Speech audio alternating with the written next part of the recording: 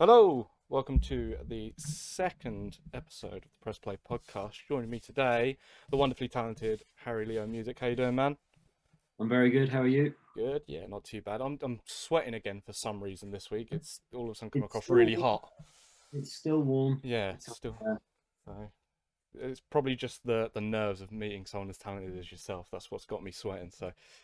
I didn't want to say it, but that's. Yeah, how you been, man? How's things going?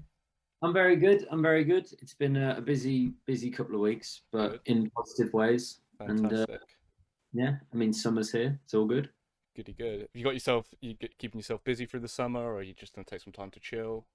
Yeah, I've got a few days off this coming week, which feel a bit overdue. Mm-hmm. Um, and well, I say weeks off. During that time, I'll be doing the last kind of pushes for the new song and stuff like that. So Perfect. Well, busy, yeah. but yeah, all Well, good. we'll get into the new song in a little bit, but that's a nice little teaser for everyone that's watching.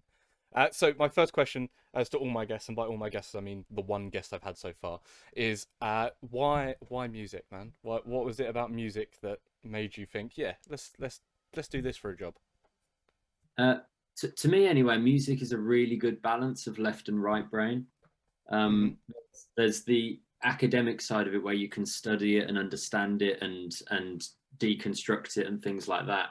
But then there's also the wishy-washy, woozy side where some things sound nice for reasons that we don't quite understand, or you might like a song and not really know why. Mm-hmm. Um, Things like that. So for me, anyway, I think it's a nice exercise for both sides of your brain, Mm-hmm. and I think that's why a lot of people react to it. Where do you feel like you lean more in that? Are you more of a theory sort of straightforward, I want to know what I'm doing sort of guy, or are you more of a let's tap into the emotion and see what comes out? I think it depends on what you're doing. If you're writing, I think you want to try and be as woozy as you can, Mm-hmm. being what I'm going to call the right brain. Right brain. I think it's right brain. Um, and then afterwards, when you're editing, I think you can apply those little ideas. Mm-hmm. Um, but I think it depends. I think we're all capable of all kinds of thinking, and it depends what you're doing. But in writing, I think you want to be as creative as possible, and then have an editing process. Mm-hmm. But if you're, let's say, learning a song or something like that, then it's probably the other way around, where Mm-hmm. you're deconstructing it so you can put it back together. That's really interesting because I can't write a song for shit. Like I've tried hundreds of times. I've tried the use these chord progressions. I can't write for shit. I'm more of a put it in front of me. I'll play it sort of player. I can't write. So what tips do you have for people who maybe want to get into songwriting or in that sort of field? Well, I think creativity in general is something that's kind of neglected in the school structure. Uh, there's a, if you're doing maths or science, things are very repeatable and they're very right or wrong, and creativity is neither of those Hmm. things. Um, that you call it playing an instrument, right? So the analogy that's used quite a lot by like psychologists and stuff is that when kids are playing at school, no one's fact checking and no one's quality checking what there Hmm. is, but they're improvising storylines, and they're okay. Now I'm a police officer and you're whatever, and this is happening, and we're going to go over there and do that and do this, and it's very improv. It's very yes Hmm. and I think that kind of attitude is something that is sort of we're sort of taken out of that more and more as we get older, because there's more things that have to be set in stone. You have to do X amount of work to earn X amount of money to pay bills or whatever. Hmm. Then that creative muscle, well, let's just try it, let's just do something and see what happens, and not worry if it's the best thing or the worst thing we've ever done. Um, that muscle kind of gets weaker, I think. And Okay.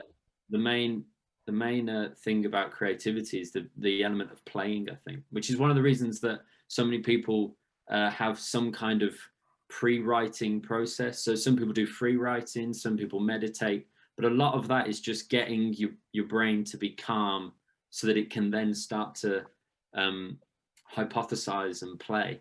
Hmm. Really, I think that's what I think. The main wrestle of creativity is if you're immediately judging before you've even written it down or played it or whatever it is. because you're stopping yourself from getting any momentum and any traction on an idea.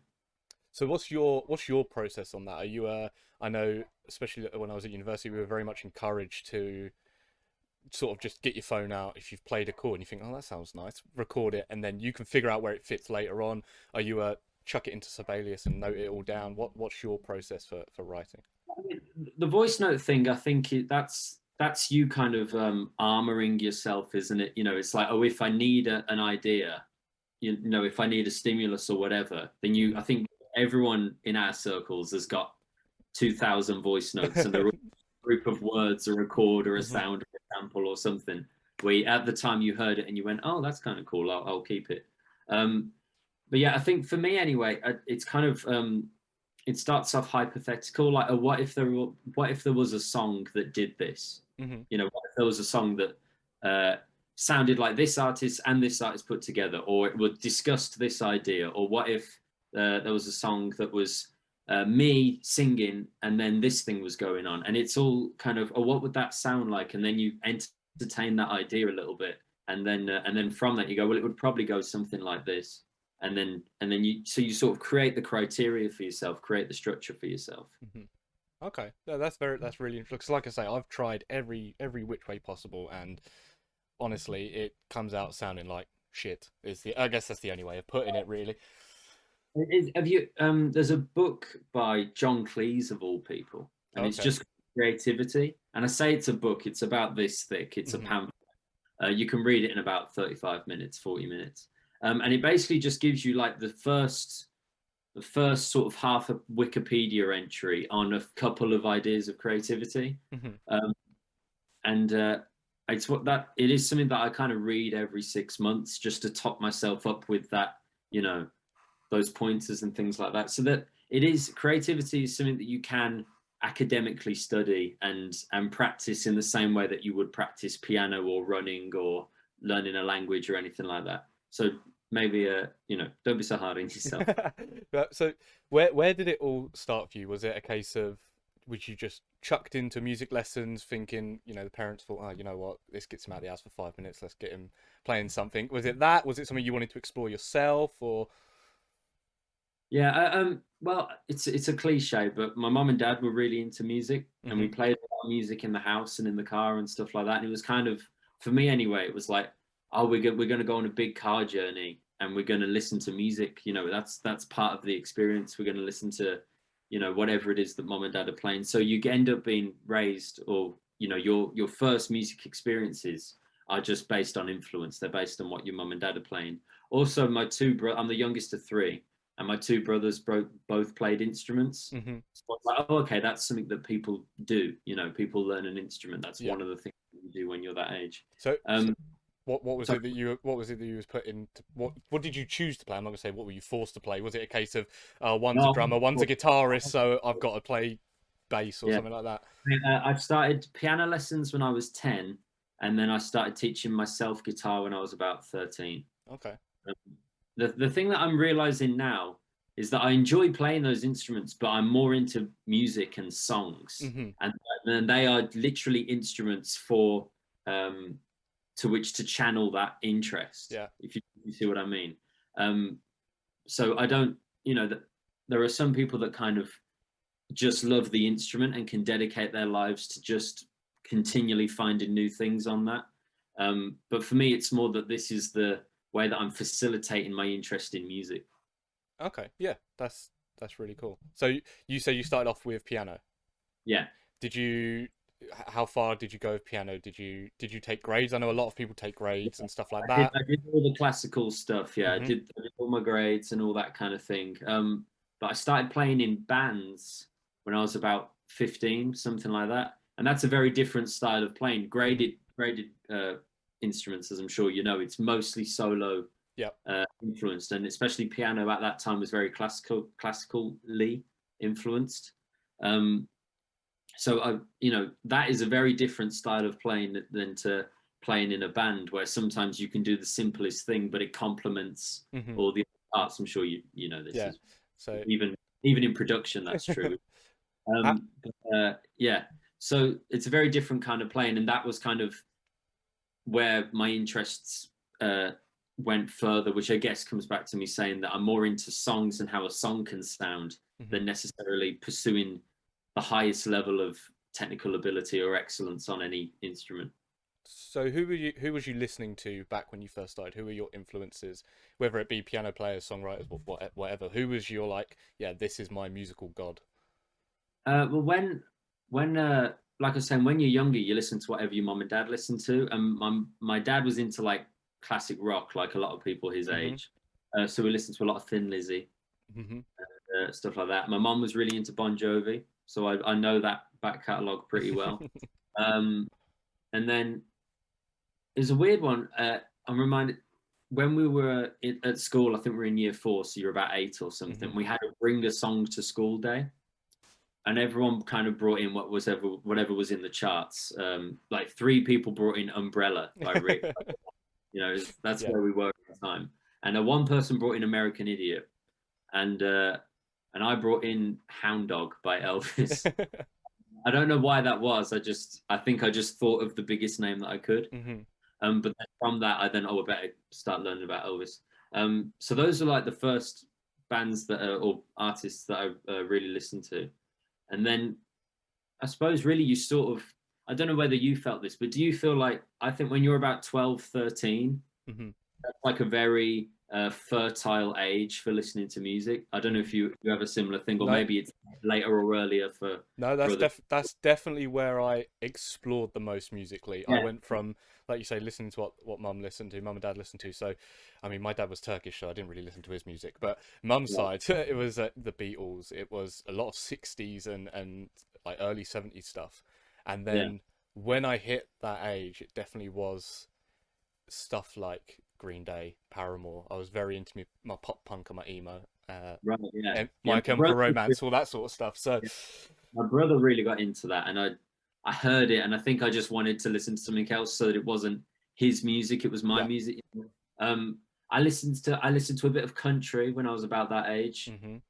And also pretty like I suppose when you were that age, you're not really thinking I'm into house, I'm into country, I'm Yeah. into pop or whatever it is. You're just finding random artists that you hear in a film or your friend recommends, and you just sort of latch onto it and will run it for 6 months, and if it sticks, kind of thing. Hmm. But yeah, I think that's quite an important age, and anyone's kind of listening, or at least it was for Yeah. people No, our no, age. I totally agree. Totally agree. And I think a lot of people would.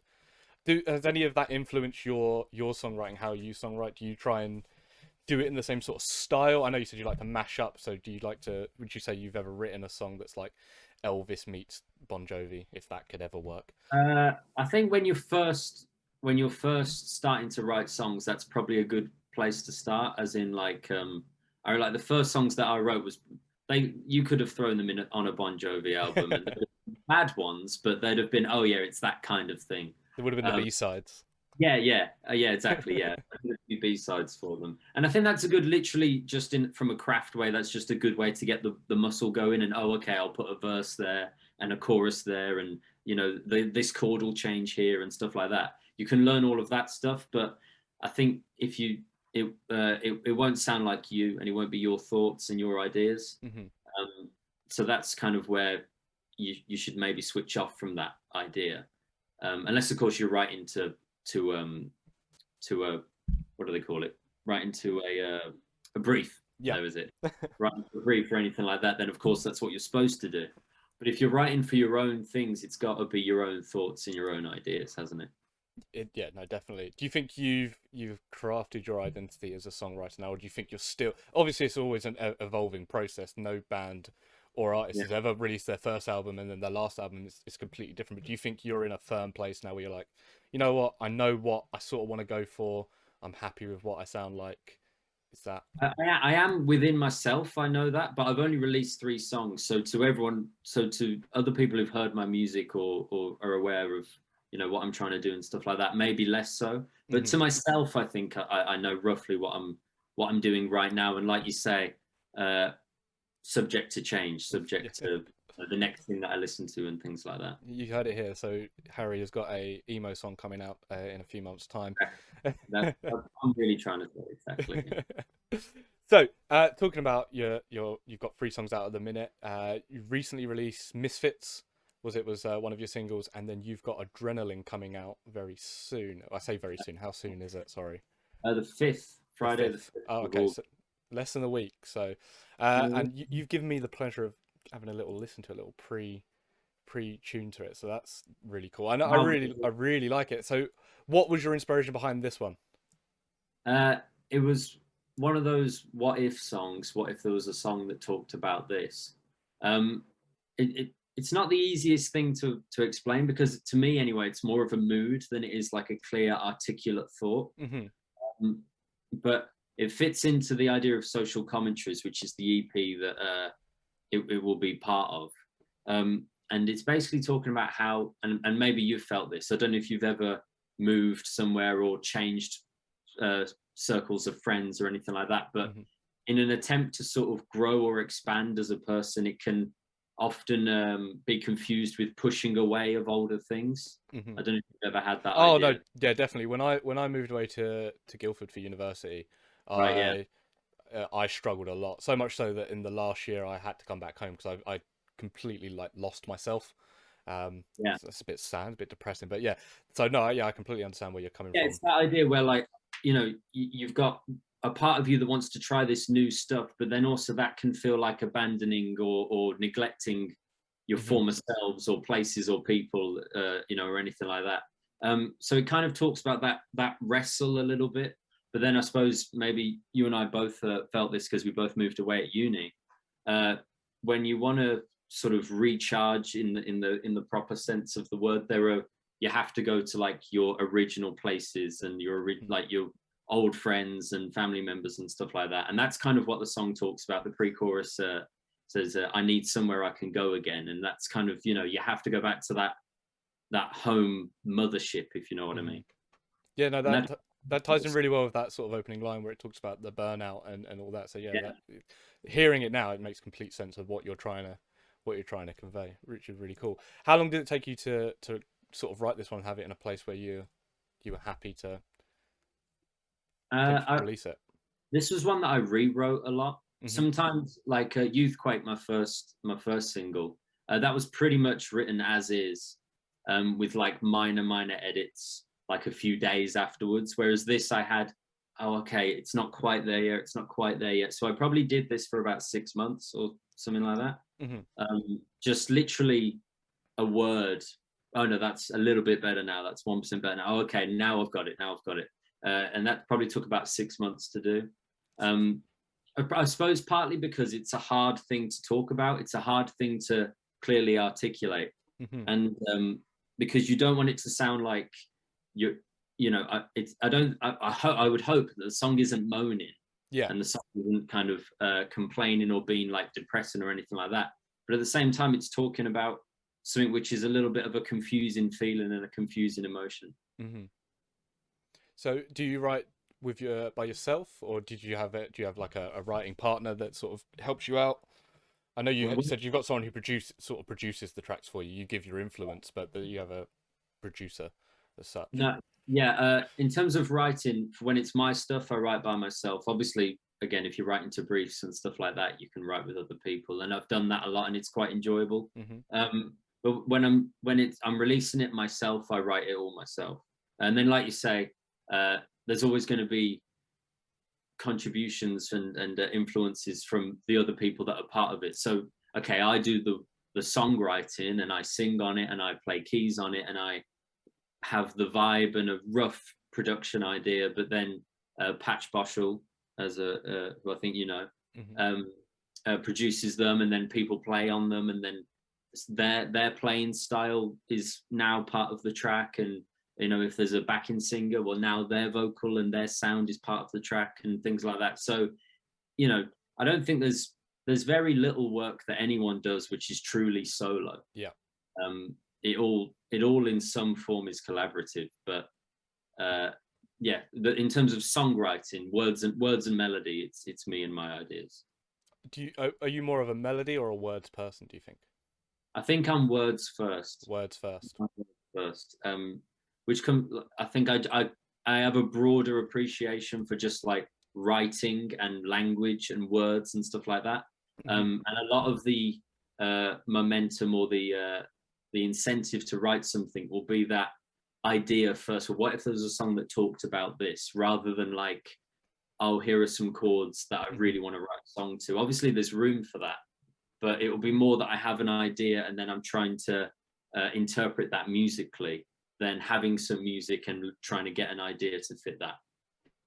Yeah, you spoke earlier about playing in bands. Are you still playing in bands, or are you solely focusing on your solo work and getting that out there? Still, I still work as a musician. I did a session gig on Friday. It's wedding season, so I did a wedding on yesterday on Saturday. So all those kinds of things, whether it's session or cover bands or anything like that, or recording things, I still work as a musician. But this is just kind of the original stuff, and the songwriting is the thing that I'm most passionate about, really. Yeah. Do you think that's important? Because I know a lot of, especially young musicians, get caught up on the idea of, I want to be a rock star, so I'm going to starve myself. I'm not. I'm going to work solely on my craft. I'm going to play gigs to 10 people for £10. Do you think it's important that musicians branch off and sort of fund their passion with a more, I don't want to say realistic because that seems kind of rude, but a more I practical? get what you mean. Yeah. I suppose it's probably a person to person thing. That I think it's probably true that there's some people that would benefit from the experience of working for someone else, definitely. Hmm. Um, but then there are some people maybe where that would only be a reductive thing. So I think for me it helps because, one, there's an experience thing. I've been playing session for originals artists way longer than I've been an originals artist. Hmm. So I had a little pre-taste of what it's like anyway, just by hanging out with people that, Yeah. whether it's the pre-performance nerves, or, oh, I've got this song, I'm not sure if it's right for me, or whatever it is that they're thinking about. I already had a rough idea of that kind of thing. So I guess it was beneficial in that way. But in terms, it's probably a person to person thing, isn't it? Hmm. Yeah, definitely. Do you do? I know a lot of musicians that do, like myself, that do uh, education, teach music. Is that something that you're involved in? I know your brother's involved with it. He's got Yeah. So so. I teach piano, guitar, singing, ukulele, band workshops, Hmm. and percussion workshops. They're the headaches. Um, but yeah, so I teach a fair few things, and I also I've written a couple of books on that kind of stuff. Oh, okay.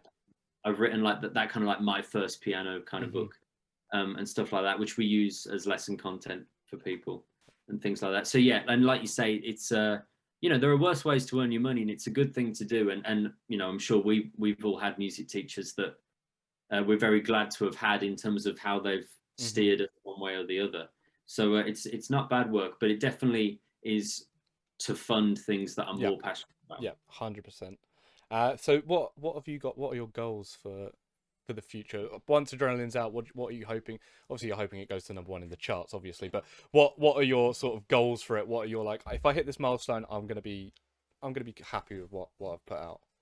Yeah, I think short term, I want to release the rest of the EP, which I think I should be able to do by the end of the year. Hmm. Um, and then after that, the EP after that's already written. It was actually written before this EP, so I can go and start recording things and getting all that kind of stuff ready, which will be nice. And then really, I think in terms of just what I want to, and this sounds arrogant, I want to feel like I'm putting out good songs, Hmm.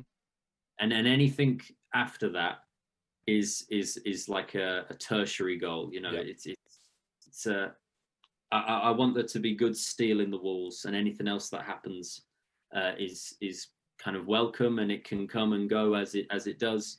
But really, I want to release songs that I think are good, and hopefully some other people might agree. What is the release sort of? Oh, not microphone. What is the release process like? Do you send out to the introducing radio stations? Do you get your friends to share? How do you approach sort of the promotion side of your work? All of the above, and it's in terms of actual man hours and energy and stuff like that, it's grueling to release Hmm. your own music. It's a lot of energy, and it's a lot of work. So if anyone's watching or listening to this and your friend has put out some music, go and listen to it, please, because it took them a lot of work to do this. but yeah, no, do all the standard stuff. You try and submit to like local radio and BBC Introducing and things like that. But then also I try and do stuff that's maybe going to be unique to the song. Mm-hmm. So, for example, Youthquake, which was my first single, was kind of about the idea of once you're given your opportunity, are you going to shine? Are you going to go and do great things? So I released it on the day that lockdown was scheduled to be undone, which they then pushed back, which was just rude because it ruined my birthday. So that sort of it tied in with the song in that sense as part of the release. Misfits got played on a lot of like LGBTQIA plus radio stations and stuff like that, which I thought was really nice because the song kind of talks about the idea of having everyone. The thing that we have in common is that we're all have something about us that makes us different and things like that. So that was kind of a nice thing around the song, which came out as part of the release idea, I suppose. And then Adrenaline will be coming out, which I'm really looking forward to. It's also the first one that I've got a lyric video for. I did see a trailer for that on it was your Instagram, wasn't it? It was posted. Yeah, they all get trailers. Yeah, I have a fake production company called Cheap Promo Productions, and it's because I'm sure if you've made an iMovie movie, right? They ask you right at the start, do you want to make a film or do you want to make a trailer, as though it's a 50-50. And I just always found that funny. So I was like, well, what would you make a trailer for? So everything that gets released gets a trailer courtesy of Cheap Promo Productions.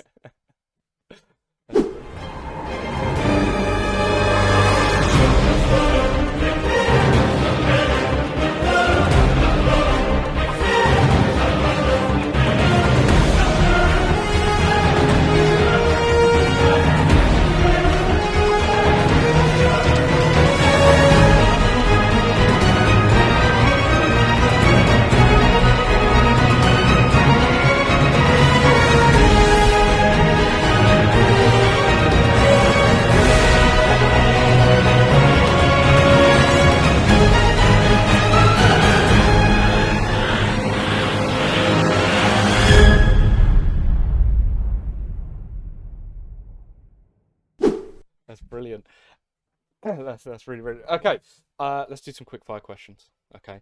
I'm not sure if you managed to listen to the episode with Matt last week, but it's the same questions, so you might have a bit of time to prepare if you've listened to these. So, just off the top of your head, gut instinct. Don't think about it too much. They're really not that deep.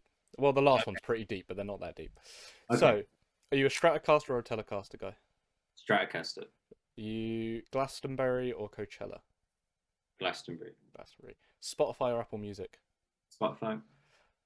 Doja Cat or Nicki Minaj? Doja Cat. Oh, good answer. Matt got it wrong last week. He said Nicki Minaj. The Beatles or the Rolling Stones? The Beatles. The Beatles. Do you prefer playing in a theatre or a stadium, or alternatively, do you prefer watching a gig in a theatre or a stadium? I prefer being in a theatre. In a theatre. My Chemical Romance or Panic at the Disco? Panic at the Disco.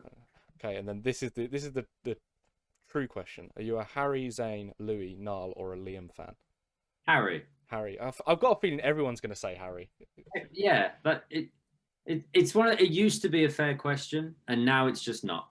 Now Harry is making the best music. Yeah, are any of the others actually still making music? I think they are. I think one of them's kind of indie now, and he's got some good songs. I can't remember which one it is now. I know Liam recently got in some hot water because he turned out to be an arrogant prick. But yeah, I watched a bit of the it's with one of those terrible YouTube people. Logan Paul, I think. Yeah, it was on his podcast. Yeah, that was it. Yeah.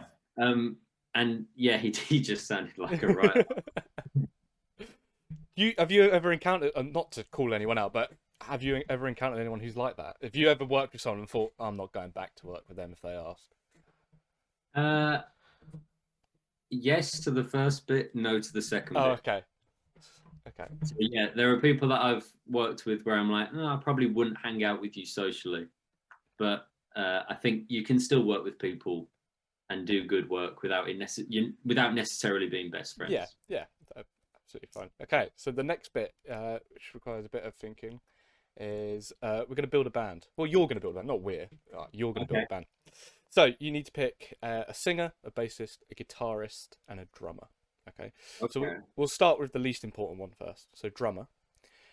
We, which drummer of any drummer in the world, alive or dead, who would you have? Let's just say it's your backing band. Okay. Who would you have as your drummer? Oh, Brad Webb. Do you know who Brad, Brad Webb is? not off the top of my head, no. He's the session drummer for Jamie Cullum. Okay, I know who Jamie Cullum is. And I've never ever seen a drummer with better time than Brad Webb. Okay, I suppose they've only got one job. They should at least be able to get I that do have right. one job, but I'm sure that you have this when you're going through like audio files of a drum recording. Mhm. But the most consistent snare placement I've ever seen or Mm. heard. Who have you got? Well, who have you got as your? What's the rhythm guitarist? It can be anyone. It doesn't have to necessarily be a Rhythm rhythm guitar, guitarist. rhythm guitar is Richie Sambora. Okay. Do you want to elaborate on that as to why? No, No. Okay. Speaks for itself. Speaks for itself. Fair enough. Who have you got as your lead guitarist? John Mayer. John. Yep. Okay. I know. To be fair, I get a bit some shades of John Mayer in some of your work actually that I've listened to. Um, he's. The guy who played guitar and all my stuff, Joe Arksey, Mhm. is a big John Mayer fan, It, and I don't mind saying that sometimes I would kind of say to him, "You can do a bit of a John Mayer thing." Yeah. who are you having on bass? On bass, John Entwistle Okay, from the yeah, that's a good one because he wasn't with them too long. No, no. Well, he died, I think. Yeah, yeah, and Died then kind of in the 90s or something. yeah, But he had very thunderous bass lines. hmm and then who are you gonna have as your singer when you're off having a diva moment? Who's gonna step in? Ooh, I'm going two ways with it Hmm because you can either have Paolo Nutini, because Paolo Nutini could sing the phone book and it would be good, hmm or Noddy Holder from Slade. Is it just to do the "It's Christmas" bit at the start of every song? Really to yell it's Yeah. Christmas. Yeah, exactly. That's that. I did not expect Noddy Holder. I'll be completely honest with you. That came out of completely Just left field. as idiosyncratic a rock vocal as there can be. Noddy Holder. Fantastic. Okay. This is going to lead on. We've got about 7 minutes left, so I think we can Okay. bash this out. So, what have you got planned for the future? So, let's say adrenaline's out. What's your long term goal for? Let's say, what's your 5 year plan? Break down your life for me. How's your life going in 5 years, Harry? What makes you think you'll be qualified for this? Yeah, release the rest of social commentaries. Release the next EP, which is most probably going to be called Wherever She May Be. And then the exciting thing is that I haven't written the stuff after that. So whatever that needs to do, I'll do that thing. You know, if that needs to be an album, if that needs to be live, if that needs to be etc. I'll do whatever those songs, to my mind, whatever those songs best need. Mhm. I'd like to do a lot more live stuff with bands. I mean, I'm sure you know, just for like budgeting Mhm. reasons, things like that. A lot of the stuff at the moment I do is on my own, which is fine and fun. But some of these songs, I mean, if you've heard Youthquake or Misfits, especially, they exist best, or they exist best in a band format, I think. Mhm. So that would be something that I'd like to do. I'd like to do a lot more band work. Have you got people in mind that you'd want to play for you, friends or otherwise? Yeah, I'd probably. I mean, the advantage of doing like session work is that you end up kind of becoming friends with like people who, to me, are the best players in the country and stuff Mhm. like that. So the playing on the songs is really really good. Mhm. You know, the guitar lines and the drumming and the bass playing and all that stuff is really really good. And then they have to put up with me singing over it. Um, yeah, so really, I'd use most of the people who played on the songs. unless Palmatini and Noddy Holder Yeah, want. are available. Well, to be fair, I think if you get in the request now, they can't say Yeah, no, long really. overdue, isn't it? Yeah, exactly. If you book it in now, they can't Yeah, want that much money, surely. no, that'll be fine. But thank you very much. That was actually really interesting, talking about the whole songwriting, and it's really exciting to see what you've got coming up. And everyone should check out Adrenaline. I've listened to it, so just listen to it because it's fantastic. So Very much. it's very, very good. Where can people find you, Harry? Where's the best place to check you out? Yeah, Spotify's and Apple Music's and all that kind of stuff. It's all Harry Leo, Leo, and all my socials are Harry Leo Music. Fantastic, brilliant. This has been the Press Play podcast. I've been your host, Turan. With me today is Harry Leo. Oh, Harry, sorry, I don't know why I called you Harry Leo. Harry, check out his stuff. Next episode will probably be in about a week, 2 weeks' time, same as this one. I hope you've all enjoyed. Have a great rest of your day. I'm going to go change my clothes because I'm sweating like a bastard. So, see you later. Have a good day, everyone.